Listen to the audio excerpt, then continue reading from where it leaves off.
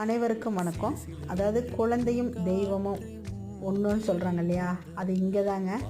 பாருங்கள், அந்த குழந்தை தான் சாப்பிடாட்டியும் பரவாயில்ல, இந்த குட்டிக்கு வைக்கிறேன்னு சொல்லிட்டு எவ்வளோ ஆசையாக ஓடி வந்து அந்த பிஸ்கட்டை கொடுக்குறான் பாருங்கள். இந்த தங்கத்து பேர் யுவனுங்க.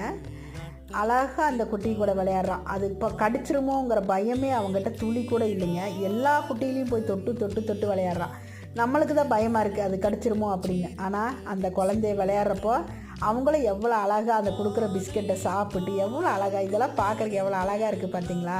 இது தாங்க குழந்தையும் தெய்வமும் ஒன்று அப்படின்னு பெரியவங்க சொல்லியிருக்கிறாங்க. இந்த குழந்தை ரொம்ப நேரம் அந்த குட்டி கூட விளையாடுறப்ப ஆசையாக இருந்தது. அது எங்கெங்கே போகுதோ அங்கெல்லாம் பிஸ்கெட்டை தூக்கிட்டு போகிறான் அது கொடுக்கறக்கு.